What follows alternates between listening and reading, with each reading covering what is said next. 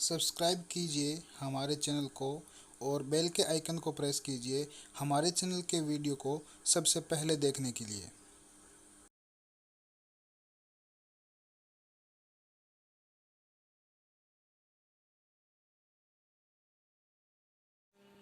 नमस्कार बच्चों, मैं राजपाल चौधरी आपका स्वागत करता हूं मेरे यूट्यूब चैनल पे। बच्चों, आज हम वैदिक गणित का ही एक सूत्र है जिसे हम सूत्र निखिलम बोलते हैं, उससे हम आज गुणा करना सीखेंगे, यानी कि मल्टीप्लाई करने सीखेंगे। बच्चों, इस गुणे के अंदर बहुत से प्रकार होते हैं, जैसे कि दो संख्याओं का गुणा, तीन संख्याओं का गुणा, चार संख्याओं का गुणा। इनके अंदर कुछ ध्यान रखने योग्य बातें होती है जो मैं आपको प्रत्येक विधि के साथ, यानी कि प्रत्येक जो गुणा करूंगा, 2 अंकों वाला, 3 अंकों वाला या 4 अंकों वाला, उसके साथ साथ आपको बताता जाऊंगा। बच्चों, सूत्र निकलम से गुणा करना काफ़ी आसान रहता है, समय काफ़ी कम लगता है। हो सकता है शुरुआत में आपको थोड़ा टाइम लगे, लेकिन आपको बाद में टाइम नहीं लगेगा। चलो, मैं समय खराब ना करते हुए आपको डायरेक्ट लेके चलता हूँ पहले सवाल पे। बच्चों, यहाँ पर मैंने पहला सवाल लिख लिया है जिसमें 2 अंकों की संख्या है और ये संख्या है 12 और 14। इनको आपस के अंदर गुणा करूंगा। बच्चों, सबसे पहले गुणा करने के लिए, इन संख्याओं का गुणा करने के लिए आपको सबसे पहले ये ध्यान देने योग्य बात होती है कि इनका आधार क्या लिया जाएगा। आधार हमेशा 10, 100 या 1000 लिया जाता है। और आधार कौन सा लिया जाएगा, 10 लिया जाएगा, 100 लिया जाएगा, 1000 लिया जाएगा, ये डिपेंड करता है इन संख्याओं पे। यानी कि ये संख्या किसके नज़दीक है, 10 के नज़दीक है या 100 के नज़दीक है या 1000 के नज़दीक है। और जैसे कि देखने पर आपको लगता है ये संख्या 10 के नज़दीक है, तो हमने आधार क्या लिया है, 10 लिए। ठीक है। अब इनको लिखने का एक दूसरा तरीका होता है गुणा करने के लिए, जो मैं आपको लिख के बताता हूँ। बच्चों, गुणा करने के लिए सबसे पहले हम संख्या को इस प्रकार से लिखते हैं, जैसे कि 12 और 14 दोनों को हमने यहाँ पे उतार लिया। बच्चों, इन सवाल को उतारने के लिए मैंने पहले यहाँ पे 2 लिख दिया था गलती से, अभी मैंने 4 कर लिया है। और यहाँ पे रियल संख्याएं जो आपको गुणा के अंदर दी हुई थी वो यहाँ पे आती है, तथा ये संख्याएं जो आगे है हमने आधार क्या लिया है, आधार का और इन संख्याओं का आपस का डिफरेंस होता है ये संख्याएं। अगर आधार से ये संख्याएं छोटी है तो ये माइनस के आएंगे, और अगर आधार से ये संख्याएं बड़ी है तो ये प्लस के आएंगे। यहाँ पे हमने आधार 10 लिया था, यहाँ पे हमने आधार 10 लिया था, जबकि ये संख्या 12 और 14 है। तो इनमें क्या होगा कि ये संख्या आधार से बड़ी है। बड़ी कितनी है, 2 बड़ी है, और ये आधार से कितनी है, 4 बड़ी है। तो ये +2 और +4 हम यहाँ पे लिख लेंगे। आगे सवाल करने का तरीका क्या होता है, जैसे कि मैंने आपको पहले भी गुणा करना या जोड़ करना सिखाया था, उसी के आधार पे होगा, मैं आपको करके बताता हूँ। बच्चों, इस सवाल को करने के लिए सबसे पहले एक बीच के अंदर लाइन खींची जाती है। ठीक है। और इस लाइन के इस साइड क्या होता है कि ये जो संख्या होती है उनका आपस के अंदर गुणा किया जाता है। तो मैं इन संख्याओं को आपस के अंदर यहाँ पे गुणा करके लिख देता हूँ, 2 × 4। ठीक है।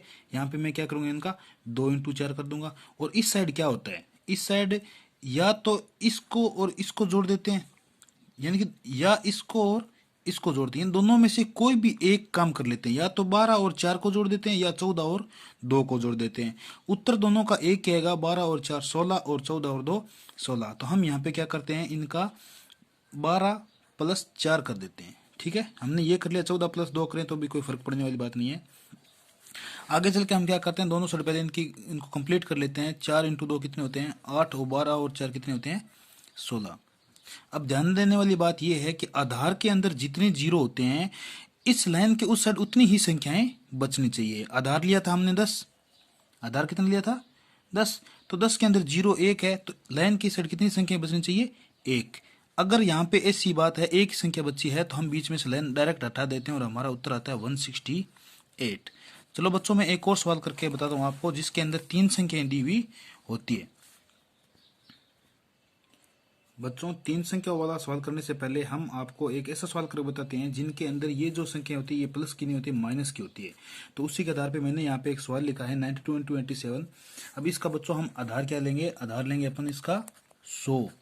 आधार कितना लेंगे, आधार लेंगे इसका 100।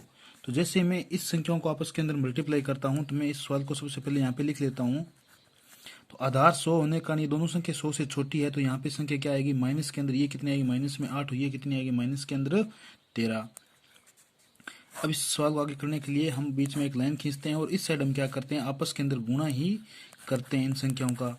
दोनों संख्याएं माइनस की है इसलिए हम दोनों को ब्रैकेट में डालेंगे, बीच में गुणा का चिन्ह, और माइनस माइनस का आपस के अंदर गुणा होकर संख्या क्या आएगी, प्लस की। और इस साइड हम क्या करते हैं, पिछली बार इन संख्याओं को हमने, ये प्लस की संख्या थी इसलिए 12 को 4 के अंदर जोड़ा था, और इस बार क्या है, ये संख्या माइनस की है। तो चाहे हम 92 में से 13 घटा दें एक ही बात है, चाहे हम 87 में से 8 घटा दें एक ही बात है, दोनों में कोई भी फर्क पड़ने वाला नहीं है। तो हम यहाँ पे क्या करते हैं, 92 माइनस 13 कर देते हैं। इतना काम हमने कर लिया। अब दोनों को आगे सोल्व करने का प्रयास करते हैं। सबसे पहले हम 92 में से 13 घटाते हैं, 79 आते हैं। 92 में से 13 घटाने में कितने आते हैं, 79 आते हैं। और इनको आपस के अंदर गुना करते हैं तो 104 आते हैं। अब बच्चों ध्यान देने वाली बात यह देखो कि आधार हमने लिया था 100, और यहाँ पे आधार के अंदर जीरो कितने हैं, 2। आधार के अंदर कितने जीरो है, 2। और हमारे यहाँ पे संख्या कितनी आ रही है, 3। तब हम क्या करेंगे, हमें इस साइड 2 संख्या ही रखनी पड़ेगी। और ऐसा करने के लिए हम क्या करेंगे, एक को यहाँ से हटा के यहाँ पे इनके साथ जोड़ देंगे। तो यहाँ पे क्या हो जाएगा, 79 प्लस 1, और इधर क्या हो जाएगा, 04। सिर्फ इतना ही बच जाएगा। अब इनको जोड़ते हैं, 79 प्लस 1 कितना हो जाएगा, 80, और इस साइड क्या बचा है, 04। यानी कि आधार के अंदर 2 जीरो थे और अभी यहाँ पे 2 ही संख्या बची है, इसलिए हम बीच में से लाइन हटा देते हैं और आपका उत्तर आता है 8004। ठीक है, चलो मैं एक सवाल और आपको करके बताता हूं। बच्चों आगे चलने से पहले मैंने यहाँ पे एक और अलग तरीके का सवाल लिखा है, जिसके अंदर एक संख्या 10 से कम है और एक संख्या 10 से ज्यादा है। तो अब इसका हम आधार तो वापस 10 लेते हैं।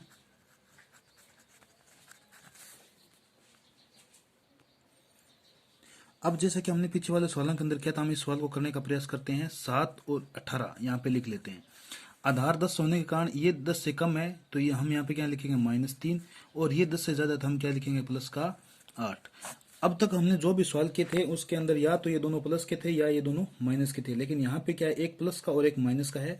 तो सबसे पहले हम क्या करते हैं, बीच में एक लाइन खींचते हैं और इनका आपस के अंदर गुणा करते हैं। 8 इंटू माइनस का 3 लिख देते हैं।